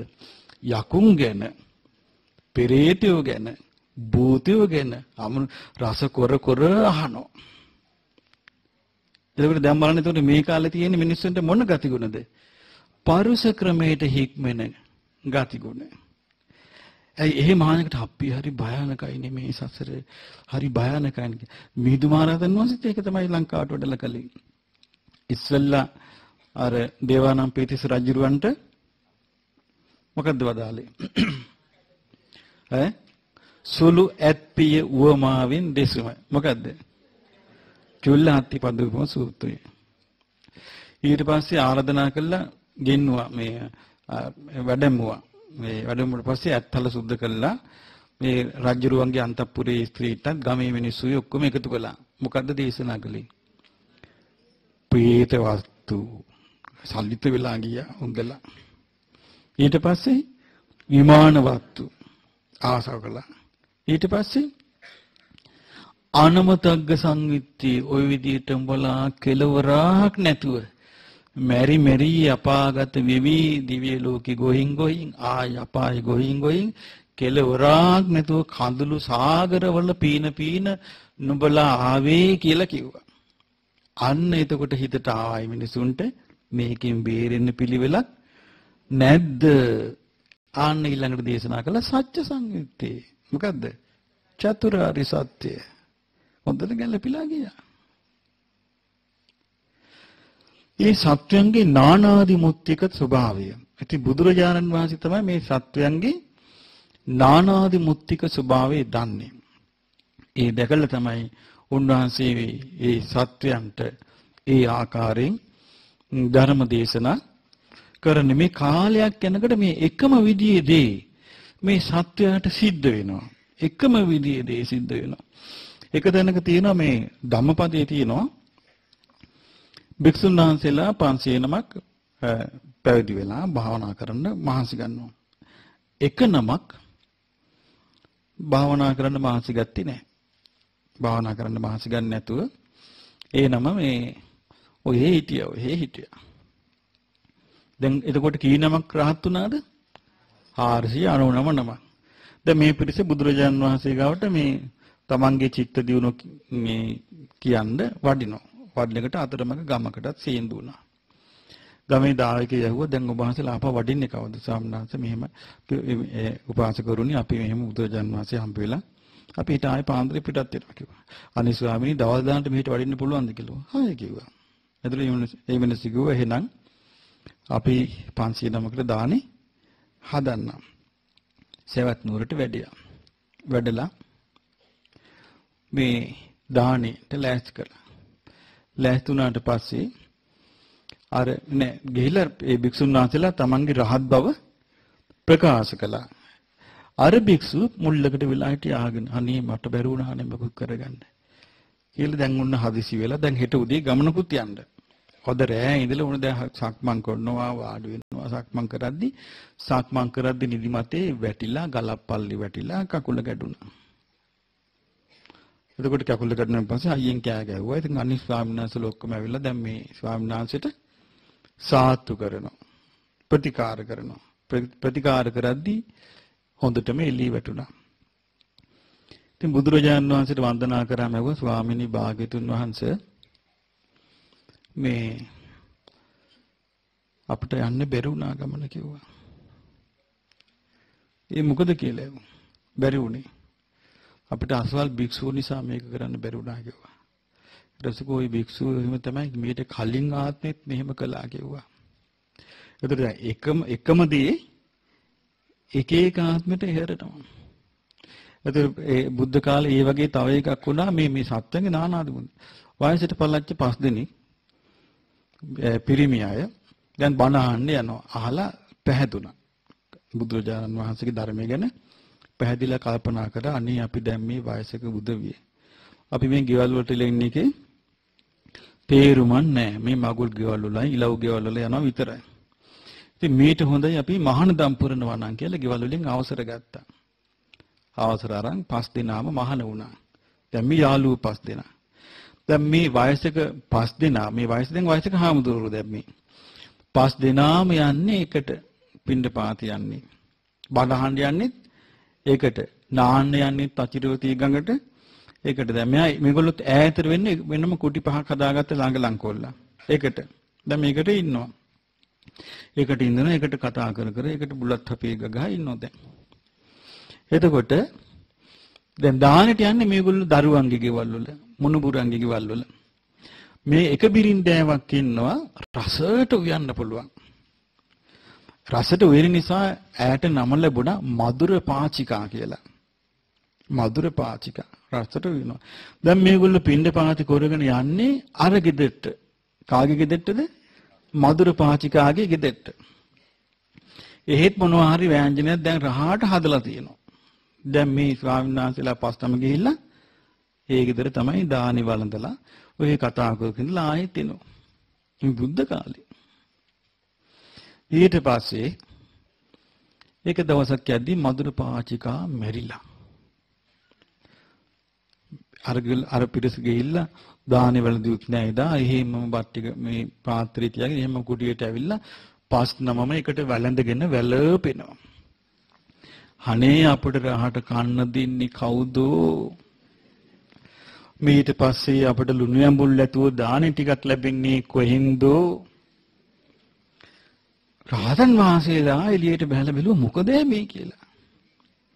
බැලුවාට පස් නමම එකට වැළඳගෙන වැළපෙනවා. බුදුරජාණන් වහන්සේ ළඟට ගිහිල්ලා කිව්වා අනේ භාග්‍යතුන් වහන්සේ හරි සංවේගජනක කරුණක් කිව්වා. මේ වයසේ කුන්දල 5 දිනක් මහාන වෙලා මේ කරගත්තු සංගිඩිය මේ බලන්න කිව්වා අර තමන්ගේ පැරණි බිරිඳ මලාය කියලා එකට වැළඳගෙන වැළපෙනවා. බුදුරජාණන් වහන්සේ වදාලා මහණෙනි ඔය පුරුද්ද කිව්වා. පෙරත් ඕක කළාක ඕගොල්ලෝ. ඒ මොකද්ද කියලා. පෙර ඔය වගේ අර යද්දි ගමනක් මොහොතේ මැද්දේ මලකුණක් පාවෙලා යද්දි කපුටු 5 දෙනෙකුයි කපටියෙකුයි හිටියා කිව්වා. කපටි මල. ඔය 5 දෙනා තමයි කිව්වා කපුටු 5. කපුටි මලා කියලා ඔය 5 දෙනා වැළපි හිටියා කිව්වා මොහොදු වතුර බිබි. ඉතල ඒ 5 දෙනා මල ඒ පුරුද්ද ඔය බලන්න පුරුදු යන විදිය. දැන් අපි මේ අනුන්ගේ පුරුද්දකට හිනහෙනවා. තමුන්ගේ පුරුද්දට දැන් කවුද හින වෙන්නේ? හිනහෙන්නේ. පුරුදු කියන ඒවා දැන් බලන්න යන විදියනේ. ඒ නිසා හොඳ පුරුද්ද. දැන් මේකෙන් අපි එකක් තේරුම් ගන්න ඕනේ මොකද්ද? අපි ඇති කර ගන්න ඕනේ මොනවද? හොඳ පුරුදු. යහපත් පුරුදු. හොඳම පුරුද්දක් මං කියන්නේ ඇති කරගන්න. හොඳම පුරුද්ද තමයි අනුන්ගේ ඇද හොයන්න එපා. අනුන්ගේ ඇද බලන්න එපා. කාගේ ඇදද බලා ගන්න ඕනේ? තමුන්ගේ ඇදේ බලා ගන්න. හොඳ පුරුද්දක්. අනුන් යන හැටි, අනුන් කන බොන හැටි, අනුන් වාඩි වෙන හැටි, අනුන්ගේ කතා බතා, අනුන්ගේ ගෙවල් දොරවල්, අනුන් කාප බීපු හැටි, අනුන්ගේ ළමයින්ගේ හැටි. ඒක නරක පුරුද්දක්. ඒකම ගෙනියයි සසරේ. හොඳ පුරුද්දක් ඇති කරගන්න බලන්න එපා අනුන්ගේ වැරදි. තමන්ගේ පාඩුවේ තමන්ගේ දිහා බලාගෙන, තමන්ගේ වැරද්දක් හදාගෙන, තමන්ගේ ගුණයක් පුරුදු කරගෙන ඉන්න. හැබැයි මේ කියන එක අමාරුයි. හරි දැන් වටේ ඉන්න අනුන්ගේ ඒවා කියනවනේ. තමන්ට නිකන් ඉන්න දෙන්නේ නැහැ. ඒ නිසා ඒ හොඳ පුරුදු ඇති කර ගන්නවා කියලා හිතින් අදිෂ්ඨාන කරගත්තාම මං හොඳ පුරුදු ඇති කර ගන්නවා කියලා. ඒ හොඳ පුරුදු ටිකක් ඇති කරගන්න ඒ විදිහට. ඊළඟට බුදුරජාණන් වහන්සේ දේශනා කරනවා 6 වෙනි ඥානෙනේ. දැන් කියන්නේ 6 වෙනි එකනේ. පරසත්තානම් පරපුග්ගලානම් ඉන්ද්‍රිය පරෝ පරියත්තං යථා භූතං පජානාති. බාහිර සත්වයන්ගේ බාහිර පුද්ගලයන්ගේ ඉන්ද්‍රිය ධර්මයන්ගේ අඩු වැඩි බව ඒ ආකාරයෙන්ම දනි. දැන් අපි තුල තියෙනවා ඉන්ද්‍රිය ධර්ම. මොනවද තියෙන්නේ අපි තුල? ඉන්ද්‍රිය ධර්ම තියෙනවා. දැන් අපිට ඒවා හොයන්න බෑ. තේරෙන්නේ. හැබැයි මේ ඉන්ද්‍රිය ධර්ම හරි දැන් ඉන්ද්‍රිය ධර්මත් ඒ අනිත්‍ය දෙයක්. ඒක අනිත්‍ය දෙයක් කියලා තේරුම් ගන්න කතාවක් තියෙනවා. ඔබ අහලා ඇති බුද්ධ කාලේ අර මහදන සිටුවරයා කියලා සිටුවරෙක් හිටියා. එයාගේ පුතෙක් හිටියා. ඒ පුතාට දේපොළ වස්තු ඔක්කොම අයිති වුණා. දෙමව්පියේ පුතාට රස්සාවක් කරන්න හෝ ඉගෙන ගන්න අවස්ථාවක් සැලසුවේ නැහැ. දෙමව්පිය හිතුවා අපි මේ හම්බ කරලා තියෙන දේවල් මේ ළමයාට දවසකට කහවණු 1000 ගාන විතර ගලත් මුළු ජීවිත කාලෙටම ඇති කියලා ඉගැන්වුවේ නැහැ. එතකොට ඒ වගේම ධනවත් පවුලක කෙල්ලක් බඳලා දුන්නා. ඒ කෙල්ල දන්නේ නැටුම් විතර. උයන්නත් බෑ.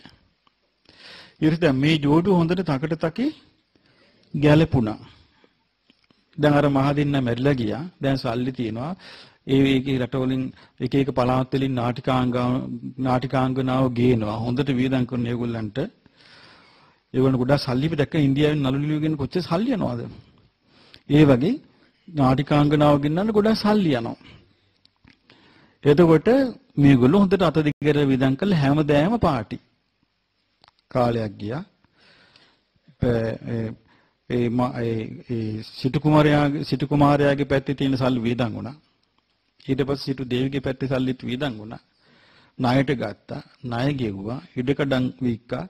ඔක්කොම ලන්තිවෙන්න මොකද වුනේ? පාරට වැටුණා. පාට වැටලා කැඳත් නැහැ. වැරහැලි ඇඳගෙන යනවා දැන් වයසටත් ගිහිල්ලා. දැන් බුදුරජාන් වහන්සේට සිනහ පාලුණා මේ දෙන්න දැකලා. බුදුරජාන් වහන්සේ ආනන්ද හැමතුරු අහනවා භාග්‍යතුන් වහන්සේ සිනහ පහල කළේ ඇයි කියලා.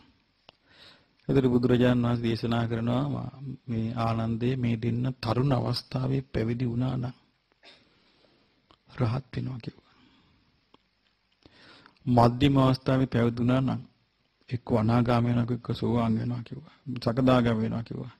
වයසට ගියපු අවස්ථාවේ පැවිදි වුණා නම් සෝවාන් වෙනවා කිව්වා. දැන් මොකුත් බෑ කිව්වා. එතකොට තේරෙන්නේ මොකද්ද අපිට? මේ ඉන්ද්‍රිය ධර්ම පිරිහි යනවා. පාවිච්චි කළේ නැත්තම්.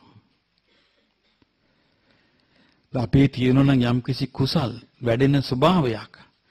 ඒකට ධර්මයේ හම්බුනේ නැත්තම් මේ ආත්මේ. ඒක මැරිලා යනවා. පාවිච්චි කළේ නැත්තම් පිරිහිලා යනවා. මම ඔබට මේකට තවත් හිතන්න උදාහරණයක් කියන්නම්. උදාහරණයක් නෙමෙයි තේරුම් ගන්න කරුණක්. දැන් සමහර පින්කම් කළාම පෙර ආත්මවල ඒවා එක දිගට විපාක දෙනවා. එක දිගට විපාක දෙනවා. අපි ගත්තොත් එහෙම සමහර පින්කම් වලදී මනුස්සාත්ම 7 ලැබෙනවා යාට. අපි කොහොමද දැන් මේ ආත්මේ මනුස්ස ලෝකෙ මේ ඉන්නේ. මේ මනුස්ස ලෝකෙට අපිට එන්න පෙර ආත්මික කුමක්දෝ පිනක් අපිට උපකාරී වෙලා. එනිසා පිනට ගරහන්න හොඳ නැහැ. කුමක්දෝ පිනක් උපකාරී වෙලා තමයි මේ ආත්මේ අපි මේ මනුස්ස ලෝකෙට ඇවිල්ලා ඉන්නේ. මොකද සමහරු කියනවා අපිට පින් කරන්න ඕනේ නැහැ. කුසල් කරාම ඇති කියලා. බොහෝ පව් කරගන්නවා අය පිනට ගරහලා. ඉතින් ඒ නිසා අපි කියමු දැන් මේ ආත්මේ දැන් අපි මනුස්ස ලෝකෙට ආවා. දැන් මනුස්ස ලෝකෙනේ මේ ඉන්නේ. අපි කියමු මේ විදිහට මනුස්ස ලෝකේ අපි කලිනුත් ඇවිත් ඉන්නවා කියමු. මේ කලින් ආත්මේ කරපු පිනකින් පළවෙනි ආත්මෙත් පින් මනුස්ස ලෝකේ, දෙවෙනි ආත්මෙ මනුස්ස ලෝකේ, තුන්වෙනි ආත්මෙ මනුස්ස ලෝකේ, හතරවෙනි ආත්මෙ මනුස්ස ලෝකේ, පස්වෙනි ආත්මෙ මනුස්ස ලෝකේ, මේ හයවෙනි ආත්මෙ මනුස්ස ලෝකේ, මේ හත්වෙනි අන්තිම ආත්මෙ කියව මනුස්ස ලෝකේ විපාක දෙන්න. එතන මේ ආත්මෙදී මේ මනුස්ස ලෝකේ විපාක විඳින්න තියෙන කර්ම ඉවර වෙනවා නම් මේ ආත්මෙන් පස්සේ විපාක ආයි මනුස්ස ලෝකේ විපාක දෙන්න කර්ම නැත්තම් පුණ්‍ය විපාක. එතකොට යන්න වෙන්නේ කොහෙද? සතර අපායේ. එතකොට මනුස්ස ලෝකේ විපාක දෙන්න කර්ම නැති පුද්ගලයෙක් මනුස්ස ලෝකේ පිනුත් රැස් කරන්නේ නැතුව පව් රැස් කරගෙන ජීවත් වෙලා මරණින් මත්තේ අපාගත වෙනවා කියමු. ආයේ මිනිසෙක් වෙන්නේ කවද්ද? ඒ අපායේ උපන්නට පස්සේ මනුස්ස ලෝකේ උපද්දවන්න පුළුවන් පිනක් උපදවීමේ ශක්තියක් ඒ අපාගත සතෙකුට නැහැ. දැන් හොඳට කල්පනා කරන්න මේ කියපු කාරණේ. දැන් මේ මනුස්ස ලෝකයේ උපන්න පින අවසන් කරලානේ ගොඩක් අය මැරෙන්නේ. අලුතින් පින් කරගන්න නැතුව. එතකොට දැන් එයාට මේ තියෙන මනුස්ස ලෝකේ තියෙන පින් ටික ඔක්කොම ඉවර වෙනවා මේ ආත්මෙන්. ආයේ මනුස්ස ලෝකෙ උපදින්න පින් නැහැ. දැන් එයා උපදින එක පෙරේතෙක් වෙලා. එක්ක සතෙක් වෙලා. එක්ක අසුර ලෝකේ. එක්ක නිරේ. දැන් එයාට පින් කරගන්න අවස්ථාව මුකුත් නැහැ. දැන් එතකොට යාට ආයේ මනුස්ස ලෝකෙක උපදින්න අවස්ථාවක් සැලසෙයිද? ඒකයි බුදුරජාණන් වහන්සේ වදාළේ ඇතැම් මිනිසයන් නිරේ හෝ තිරිසන් යෝනිය ගියාට පස්සේ මනුස්ස ලෝකේ එනවට වඩා ලේසි කිව්වා කන කැස් බෑව වේසුදුරෙන් අහස බැලීම. එතකොට ඒකෙන් මොකද තේරෙන්නේ? ඔව් මනුස්ස ලෝකේ ඉන්න තියෙන අවස්ථාව ඔව් මනුස්ස ලෝකේ නිසා ඒ පින ඉවර කරගත්තාම ආයේ නෑ කියනවා පින්. එතකොට දැන් ඔබ හිතන නිකන් මේ මිනිස් ලෝකේ දිහා බලන්න. මේ මිනිස් ලෝකේ මේ ගත කරන මිනිස්සු ඔක්කොම දිවා රාත්‍රී පින්ද කරගන්නේ නෑනේ. එක්ක වචනෙන් අකුසල්මයි කරගන්නේ. කයෙන් අකුසල් කරගන්නේ. සිතෙන් අකුසල් කරගන්නේ. පව් කරගන්නේ. එතකොට මේ ආත්මෙත් මේ පින ඉවර වුණා නම් ඊළඟ ආත්මෙට මොකවත්ම නැහනේ. අන්න ඒකයි මේකේ භයානකකම. මේ පින කියන එකත් විපාක දෙල ඉවර වෙලා යනවා. ඉන්ද්‍රිය කියන එකත් පාවිච්චි කළේ නැත්නම් ඒ ඉන්ද්‍රිය නැති වෙලා යනවා. දැන් අපි අර මේ යදුනක් දිග ඌරු කටක් තියෙන මේ පෙරේතෙක් ගැන අපි කතා කළේ ඌරු ඔළුව තියෙන. අර දිව කුණු වෙච්ච. ඉතින් මේ පෙරේතේ ඒ අකුසලේ නොකරනම් සමහර විට මාර්ගඵල ලබන්නේ තිබ්බ. දැන් පින් ඔක්කොම ඉවර වෙලා නිරේ ගියා. දැන් ප්‍රේත ලෝකේ කාටවත් බේර ගන්න බෑ. දැක්කනේ තත්ත්වය.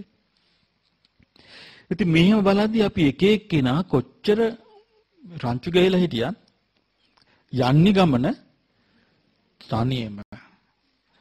ඉතින් ඒ නිසා සසරේ සමහර අවස්ථාවලදී එකට එකතු වෙනවා. එතකොට මේ දැන් ඔය මට මතකයි නාගසේන මහරහතන් වහන්සේගෙන් අහනවා රජතුමා බිලිඳු රජුරු අහනවා මේ ස්වාමීනි ඔය දේවදත්ත මුණ ගැහිල්ල බුදුරජාණන් වහන්සේ නිතර නිතර වුණාද කියලා. නෑ නිතර නිතර උනේ නෑ කියනවා. කලාතුරකින් ওই මිනිස්සයා මුණ ගැහිණි කියනවා. අනිත් හැම අවස්ථාවෙදිම ඉපදිපද පාරමී පිරුවා කියනවා. ඉතින් එහෙම බලද්දී අපිට පේනවා මේ කොච්චර දීර්ඝ සසරක්ද මේ. එතකොට බුදුරජාණන් වහන්සේට දකින්නකොට අර ඉන්ද්‍රිය ධර්ම තිබිච්ච මිනිස්සයාගේ ඉන්ද්‍රිය ධර්ම නැති වෙලා යනවා. අජාසත් බලන්නනේ. අජාසත්ගේ ඉන්ද්‍රිය ධර්මයක් තිබ්බා. සෝතාපන්න වීමට. අසත්පුරුෂ ආශ්‍රය නිසා නැතුව ගියා. ඉතින් මේ වගේ නොයෙක් මතවාද නිසා පින් කරගන්න අවස්ථාව අහිමි වෙන්නේ කොච්චර ඉන්නවද? අනේ අපිට පින් කරගන්න ඕනේ නැහැ. අපිට කුසල් කරාම ඇති කීකේ කරන කුසලිකුත් නැහැ. ඉතින් ඒ නිසා ඒක 6 වෙනි ඥානෙ බුදුරජාණන් වහන්සේගේ. 7 වෙනි ඥානෙ තමයි ධ්‍යාන විමුක්ත සමාධි සමාපatti කියන මේවයි. කෙලුටු වීම, පිරිසුදු වීම, නැගී හිටීම ආදී ඒ ආකාරයෙන්ම දකිනවා. ධ්‍යාන විමුක්ත සමාධි සමාපත්තීනං සංකිලේශානං වෝදානං වුට්ඨානං යථා භූතං පජානාති. එතකොට උන්වහන්සේ ඒව දන්න නිසා තමයි උන්වහන්සේට බලන්න මේ ඉව කියන එක අර සම්බුද්ධත්වයේ නොලබා ඉඳිද්දිනේ තේරුනේ. කවුද ආලාර කාලාම පුත්‍ර, පුද්දකරාම පුත්‍ර මේ දෙන්න එක්කෙනෙක් කිව්වේ ආකාසාන ආකින්චඤ්ඤායතන. අනිත් එක්කෙනා නේව සංඥා නා සංඥායතන. මේක අල්ලලා හරියන්නේ නැහැ. මේක ඇල්ලුත් උපදිනවා. කවුද කියා දෙන්නේ හිටියේ? බුදු වෙලත් නැතුව. මේක තේරුණානේ.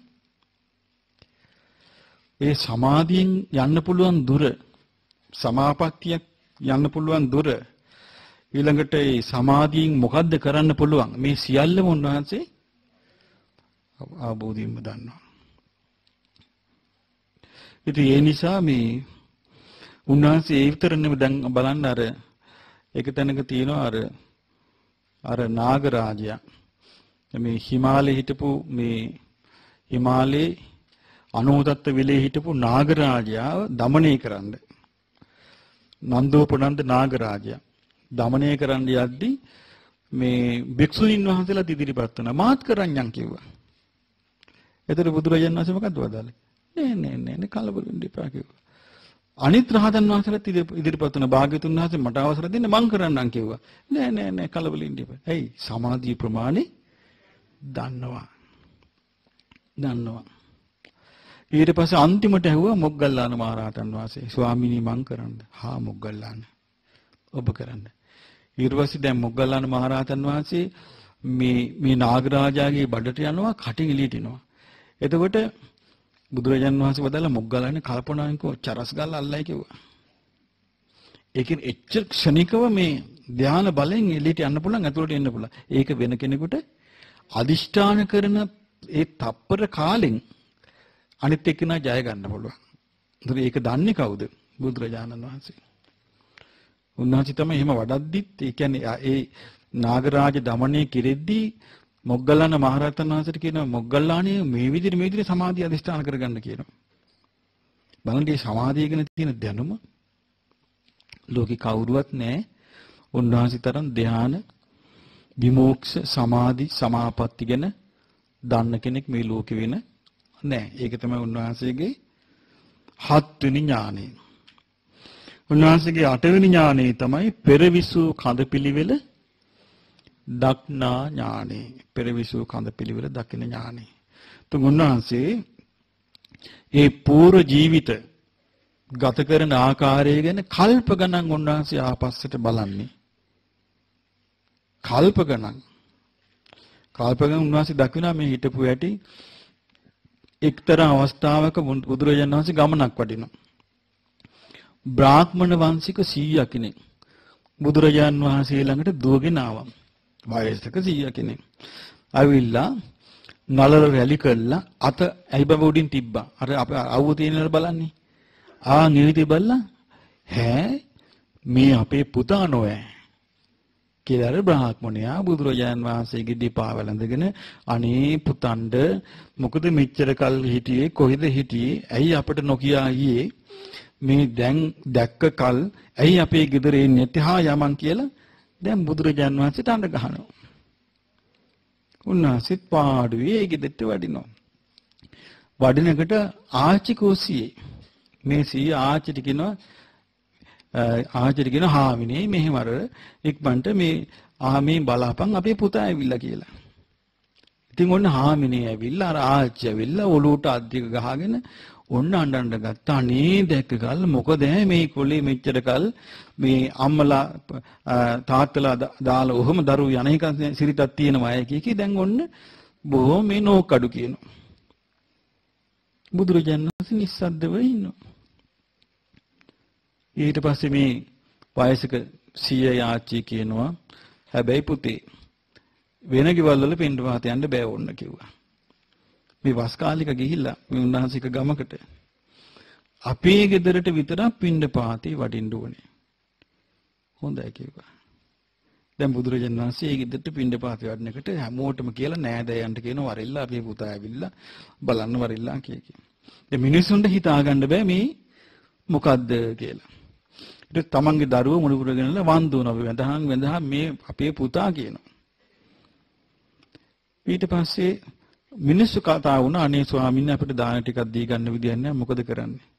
බුදුරජාණන් වහන්සේ පහවදා ඒ දානට ගිහිල්ලා කියනවා උපාසකය හැමදේම මේ ගෙදරින් දානි වන්දන්න බෑනේ.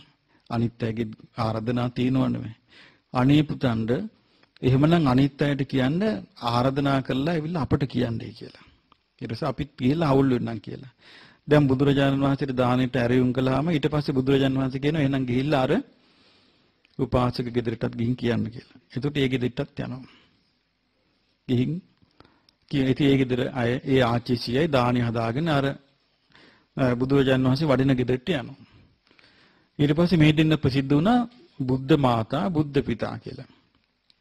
දැන් බුදුරජාණන් වහන්සේ ධර්ම දේශනා කරද්දී ඔන්න දෙන්න සෝවාන් වුණා. දැන් බුදුරජාණන් වහන්සේ මාස තුනේ ධර්ම දේශනා කරද්දී දෙන්න සකදාගාමීත් වුණා. මේ ධර්ම දේශනා කරගෙන දෙන්න අනාගාමී වුණා. ආය බුදුරජාණන් මේ තුන් මාස දෙන්න ධර්ම දේශනා කර දෙන්න රහත් ඵලයටපත් වුණා. දැන් පිරිනිවන් පාන රහත් වෙච්ච දවසේ පිරිනිවන් පානවා. දැන් පිරිනිවන් පාන ලෑස්ති වෙලා ඉදින්න සූදානම් වෙනකොට බුදුරජාණන් වහන්සේ සංඝ පිරිසයි පිරිවරාගෙන ඒ දෙන්න පිටිපස්සෙන් ඒ දෙන්න ඉස්සර කරගෙන බුදුරජාණන් වහන්සේ පිටිපස්සෙන් යනවා. පිරිනිවන් පෑවා. ස්තූපයක් හැදුවා. භික්ෂුන් වහන්සේලා කිව්වා භාග්‍යවතුන් වහන්සේගේ පියාණන් සුද්ධෝදන රජුරෝ කියලා දෙවි මිනිස් ලෝකේ කවුරුත් දන්නවා. භාග්‍යවතුන් වහන්සේගේ මෑණියන් මහා මායා බිසව කියලා දෙවි මිනිස් ලෝකේ කවුරුත් දන්නවා. මේ වයසට පලච්ච බමුණු ජෝඩුව කවුද මේ කියලා ඇහුවා. කිව්වා හා මහණෙනි එහෙම කියන්න එපා කිව්වා. ඔය දෙන්න ආත්ම භාව 500ක් මගේ අම්මා තාත්තා වෙලා හිටියා කිව්වා. ආත්ම භාව 500ක් පුංචි අම්මයි මාමයි වෙලා වුණයි කිව්වා. ආත්ම 500ක් ලොකු අම්මයි ලොකු තාත්තයි වෙලා හිටියා කිව්වා. මේ දෙන්න මාව ආත්ම භාව 3000ක් මේ දෙන්න මාව වඩාගෙන හිටියා කිව්වා. කවුද දන්නේ වෙන්න මේවා? සසර ගැන. එතකොට බලන්න උන්වහන්සේගේ පුබ්බේ නිවාසානුස්සති ඥානෙ කොහොමද කියලා. පෙරවිසු කඳ පිළිවෙල දක්නා නොවන ආත්මව ගානක් එතකොට වෙන දින්නෙකුත් ඉඳලා. දැන් ඒ දින ගැන කිසි ජාතක පොතක සඳහන් නැහැ. එතකොට ආත්මව දහස් ගානක් වෙන අම්මල තාත්තලා ඉඳලා. අනිත් කාර්යපුදම කියන්නේ මේ දින දෙකපාරට මතක් වුණානේ. මතක් වුණේ මේ පින නේද? ඒ පින මෝරලා ඉන්දිය ධර්ම මෝරලා පිරිනුවම් පෑවා. ඒ බුදුරජාණන් වහන්සේගේ ඥානෙ, ඒ ඥානෙ කීවෙනි ඥානෙද? 8 වෙනි ඥානෙ. 9 වෙනි ඥානෙ තමයි දිබ්බේන චක්කුණා විසුද්ධේන අතික්කන්ත මානුසකේන සත්‍යේ පස්සති චවමානි උපපජ්ජමානේ. හීනේ පනීති සුවන්නේ දුබ්බන්නේ සුගති දුග්ගති යථා කම්මෝ පගේ සත්‍යේ පජානාති. එතකොට බුදුරජාණන් වහන්සේ දකිනවා දිවසින් මනුස්ස දැක්ම ඉක්මවා ගිය දිවසින් දකින්නවා චුත වෙන සත්වයන්, උපදින සත්වයන්, හීන සත්වයන්, උසස් සත්වයන්, වර්ණ, දුර්වර්ණ, සුගති දුගතියේ උපදින සතුන්, කර්මානුරූප යථා කම්මෝපගේ සත්තු. තවත් මෙවැනි ධර්මදේශනා නැරඹීමට නමෝ බුද්දාය YouTube channel එක subscribe කරන්න.